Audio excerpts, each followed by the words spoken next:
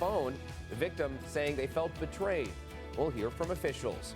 Plus, Senator Patty Murray speaking out against the mass layoffs of federal workers, several hundred of which are from Washington state. At a conference, some of those now fired workers calling the layoffs heartless. And winter is still here. Snow and ice on the roads leading to hazardous driving conditions. Officials reminding those on the roads to take it slow. It comes after a semi rolled over this past weekend.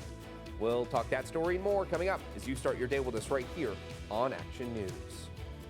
Good Thursday morning, everybody. I'm Dave Furtado. And I'm meteorologist Jefferson Donovan. And Jefferson, in the world of weather, those roads are pretty slick this morning. Even the sidewalks and even, leading up to the stairs at my apartment complex took one step and almost slid right down the sidewalk. Yeah, we did see all of that precipitation yesterday. We still have some of that melting snow, so there's plenty of moisture on area surfaces. And for many of us, we have seen temperatures dip below freezing during your overnight hours, and that is making things quite slippery this morning. So that is something to be mindful of. I will say that my car slid a bit this morning to my surprise as I was pulling out of my parking spot in my apartment complex. Now, as we take a look outside of the Tri-Cities, it's 28 degrees, again below freezing. Also be mindful there are some pretty dense areas of fog out there. That is something else to consider this morning. Now, as we look at our weather headlines, I know yesterday was a pretty wet day, but we are going to be drying things out and warming things up a bit on this Thursday. Speaking of warm, temperatures will turn much warmer this weekend. It's also going to be a pretty damp weekend at times.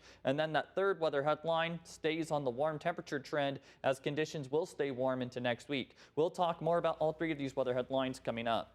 Thanks, Jefferson. We begin this morning in Yakima County. 68-year-old David Franklin of Yakima is headed to federal prison for 30 years for producing, transporting, and possessing child sexual abuse material.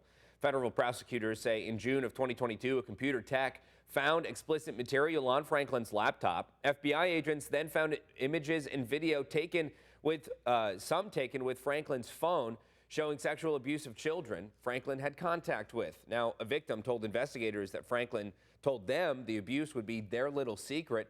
The investigators add that the victim told them they trusted Franklin, but also felt deeply betrayed. I am so humbled by the courage of the victim in this case, who suffered such incredible harm, but nonetheless came forward and stood up to Mr. Franklin.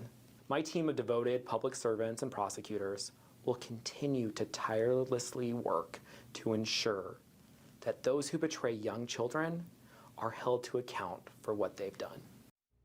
Franklin will also have 10 years of supervised release once he completes his federal prison sentence. And a former Grant County fire chief is accused of theft and forgery in an investigation now in the hands of the county prosecuting attorney. According to a Facebook post by the sheriff's office, former fire chief Kevin Whitaker is accused of depositing over $30,000 into the petty cash account instead of the district's bank account. And then sheriff's office investigators say between October of 22 and November of 24, Whitaker forged the signatures of the district secretary and commissioners more than 150 times on 102 checks written to Whitaker from petty cash. Deputies suspect Whitaker took the money to support a gambling addiction. And the signature phase for Yakima County Coroner Jim Curtis's recall could start by the end of the week. We've been told by representatives at the Yakima County Auditor's Office that they've been in contact with the recall petitioners about how they'll be getting the signatures from voters. They say these communications have been going smoothly, and we'll continue to keep you updated on both the recall efforts and the criminal charges against Jim Curtis. And after thousands of federal workers faced layoffs by Elon Musk and the Trump administration, Senator Patty Murray has been speaking out in opposition.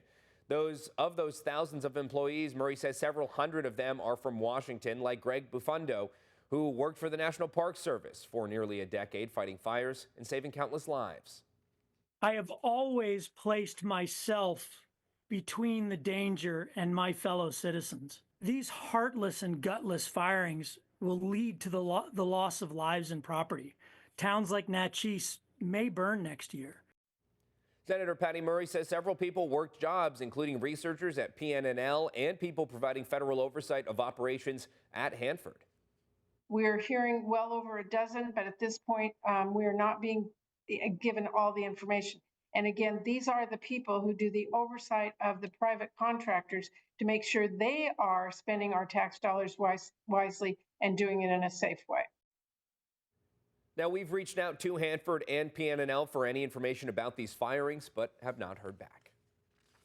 And switching gears this morning, it's still winter, which has state troopers reminding you to drive smart anytime you're on the road, but especially when there's snow and ice covering those roadways. Now, this comes after a semi rolled over on Interstate 82 this past weekend, blocking multiple lanes.